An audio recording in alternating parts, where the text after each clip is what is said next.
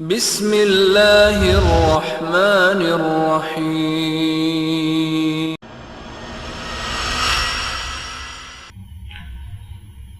نہایت ہی خوش نصیبی کی بات ہے کہ ایمان کی حالت میں اللہ اور اس کے رسول کی باتوں کو سننے کی سعادت نصیب ہو جائے۔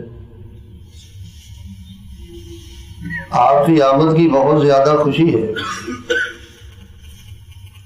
لیکن سب سے زیادہ خوشی اس بات کی ہے کہ اس وقت آپ کی مجلس میں رحمت کے فرشتے بھی موجود ہیں۔ دائیں بائیں دیکھنا بولنا پلیز بند کر دیں اور موبائل بھی اپنے آف کر لیں۔ کسی بھائی کی اب آواز نہیں آنی چاہیے۔ قرآن پڑھا جائے گا، احادیث پڑھی جائیں گے، آنے والے احباب آتے رہیں گے۔ انتظامی امور بھی اب بعد میں کریں، تشریف رکھیں تاکہ نہایت سنجیدگی کے ساتھ اللہ اور اس کے رسول کی بات کی جائے۔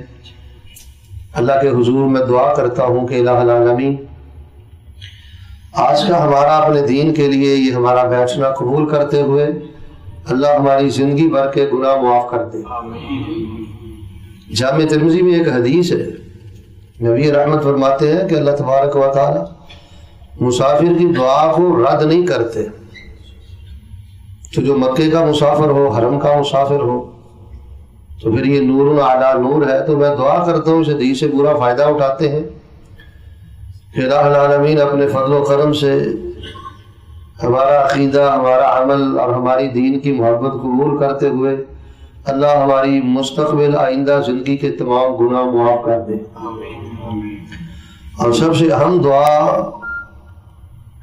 جو میں یہ سمجھتا ہوں کہ آپ بھی اس دعا کو اپنی دعا میں شامل کریں کہ ہم کل قیامت کے روز اللہ تبارک و تعالیٰ کو حساب نہیں دے سکتے۔ اگر کوئی 2 سجدے کرنے کے بعد، کچھ چند فتوے دینے کے بعد، کوئی 2 ڈگریاں لینے کے بعد ذہن میں یہ خمار ہے نا کہ اب میں کچھ بن چکا ہوں، کوئی حساب و کتاب کر لوں گا، خسرت دنیا والآخرہ، سمجھ لیں دنیا بھی برباد ہو گئی ہے اور آخرت بھی برباد ہو گئی۔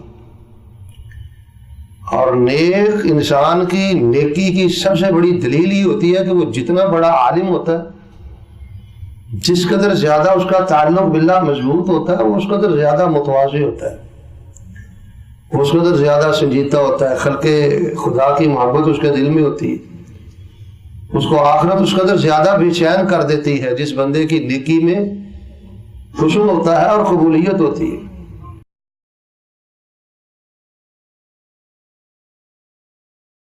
تبارك الذي نزل الفرقان على عبده ليكون للعالمين نذيرا